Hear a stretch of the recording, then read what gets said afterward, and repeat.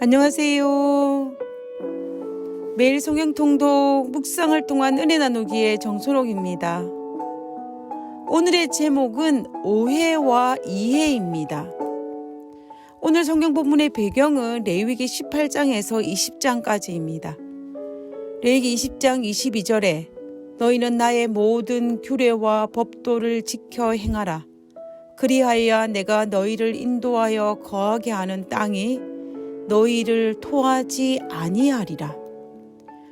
우리가 이 성경 말씀을 읽고 말씀을 묵상하고 설교를 듣는 진짜 이유가 무엇일까요? 저는 하나님의 진심을 아는 것, 하나님의 마음을 이해하는 것이라고 생각합니다. 하나님께서 이 땅에 오신 목적 중에 하나가 아버지 하나님에 대한 오해를 풀어주시기 위해서 이 땅에 오셨습니다. 그리고 예수님은 아버지 하나님의 진심이 무엇인지를 십자가를 통해서 알려주셨습니다. 오해는 수많은 문제들을 일으키지만 이해는 수많은 문제들을 해결하게 합니다. 하나님의 진심을 오해하게 되면 우리는 너무 속박당하는 것 같아서 불행한 삶을 살 수 있지만 하나님의 진심을 이해하게 되면 우리는 감사와 찬양으로 행복한 그리스도의 삶을 살 수 있습니다. 일평생 사랑하며 살아왔던 어떤 노부부가 있었습니다. 이 노부부는 어느 때처럼 다정히 앉아서 빵을 먹으려고 하였습니다. 평생 동안 그렇게 했던 것처럼 빵의 중간 부분은 남편의 몫으로, 그리고 빵의 가장자리, 딱딱한 부분은 아내의 몫으로 나누어 주었습니다. 아내는 자신의 속마음을 비로소 남편에게 쏟아냈습니다.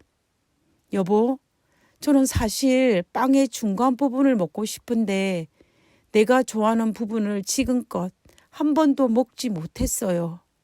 라고 이야기한 것입니다. 이 이야기를 들은 남편은 깜짝 놀랐습니다.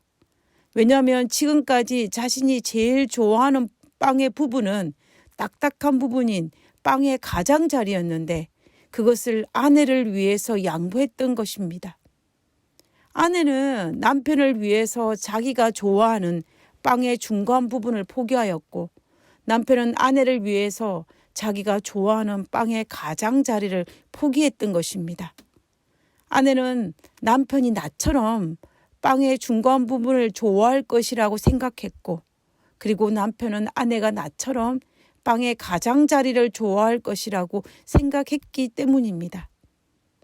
그러나 그 기간이 일평생이 되고 보니 각자 서로 오해하여 조금 서운한 마음이 들었던 것입니다.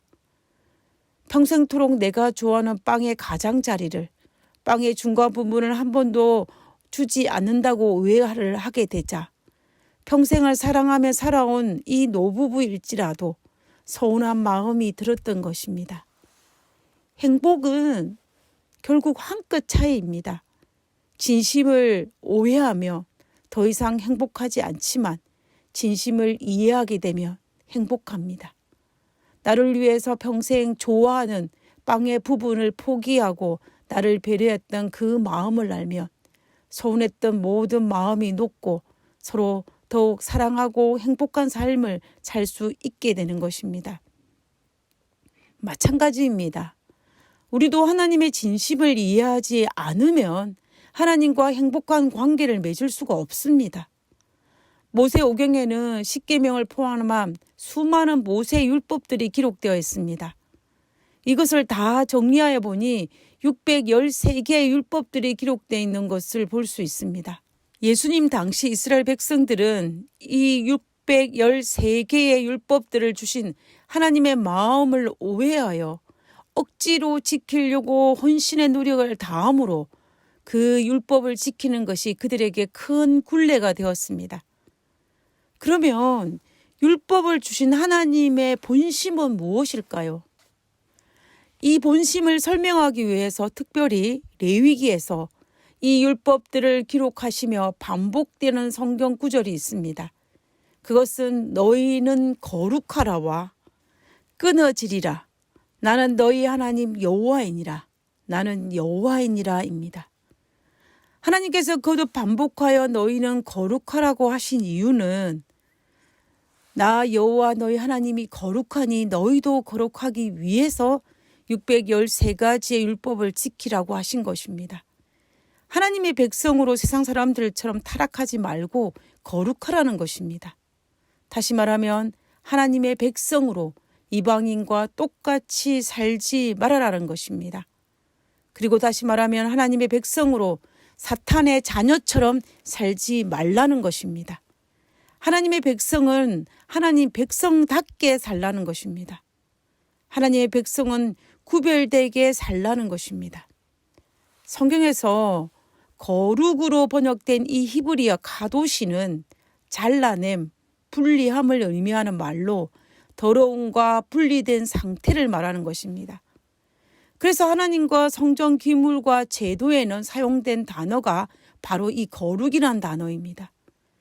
결국 하나님과 연결되어야만이 거룩할 수 있기 때문에 하나님과 연결되어 거룩함을 유지하라는 것입니다. 그러므로 우리가 거룩할 수 있는 유일한 비결은 하나님과 연결되는 것이고 하나님과 관계를 맺음을 통하여 사탄과 떨어지게 되면 자연히 거룩할 수 있는 것입니다.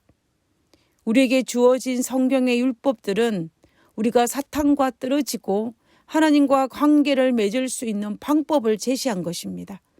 그러므로 하나님께서는 이 율법의 말씀을 순종함을 통하여서 거룩할 수 있는 비결을 제시하신 것을 우리는 알 수 있습니다. 그리고 두 번째로 제시되는 성경절은 끊어지리라입니다.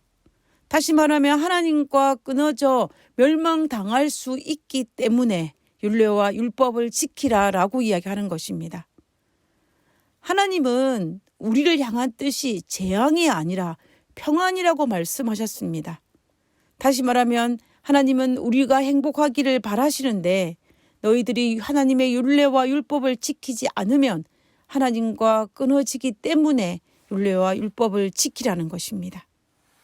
그리고 세 번째는 나는 너희 하나님 여호와이니라.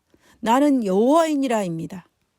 너의 창조주이시며 애굽에서 구원해 낸 구원자이시며 모든 신들 중에 최고의 신이시며 하나님이 다른 민족의 하나님이 아니라 다른 사람의 하나님이 아니라 너희 하나님이라고 말씀하고 계시는 것입니다. 이렇게 말씀하시면서 613개의 율법을 주어 지키게 하신 하나님의 진심은 레위기 18장 24절과 25절에서 말씀하고 있는 것처럼 애굽과 가나안 땅의 족속들이 그들 스스로 더럽힘으로 말미암아 그 땅이 그 족속들을 토하여 내므로 그들이 망하게 된 것처럼 너희들도 가나안 땅이나 애굽 땅 했던 그 가증한 일을 행함으로 말미암아 그 땅이 너희 이스라엘 백성들을 통하여 망하게 할 수 있기 때문에 너희들도 그들처럼 가증 행하지 말고 하나님의 율례와 율법을 지키라라고 이야기하는 것입니다. 레위기 10장 22절에 너희는 나의 모든 규례와 법도를 지켜 행하라. 그리하여야 내가 너희를 인도하여 거하게 하는 땅이 너희를 토하지 아니하리라. 모든 규례와 법들을 지켜야만이 땅이 너희를 토하지 아니하리라. 즉 망하지 않게 될 것이라는 것입니다. 결국 하나님은 십계명과 613개의 율법을 이스라엘 백성들에게 주어 지키게 함으로 그들을 속박하고 그들을 엄하게 다스리기 위함이 아니라 그들을 구속하기 위함이 아니라 그들을 살리게 하기 위함이었습니다. 이것이 율법을 주신 하나님의 진심이었습니다. 율법을 주신 하나님의 진심을 오해하고 속박으로 구속으로 느낀다면 우리는 이 율법이 우리에게 굴레가 될 것입니다. 그러나 우리가 하나님의 진심을 이해하게 된다면 상황은 극반전입니다. 예수님께서 이 땅에 오셔서 동일한 율법을 말씀하셨을 때에 이스라엘 백성들은 하나님의 예수님의 진심을 이해했기 때문에 그들은 더 이상 율례와 율법이 아니라 하나님의 사랑으로 느꼈던 것입니다. 그러므로 우리는 성경을 통독해 가면서 하나님의 진심을 하나씩 하나씩 더욱 새롭게 발견해야 합니다. 그러면 우리는 하나님의 사랑을 발견할 수 있을 것이고 우리는 더욱 행복한 그리스도인의 삶을 살 수 있을 것입니다. 하늘에 계신 저희들의 아버지, 하나님의 진심을 모르는 사람으로 살지 않고 하나님의 진심을 날마다 발견하고 날마다 새롭게 더 깊게 이해함으로 말미암아 하나님 안에서 자유와 평안과 행복을 누릴 수 있는 그러한 그리스도인 될 수 있도록 도와주시옵기를 거룩하신 예수님 이름으로 기도드렸습니다. 아멘.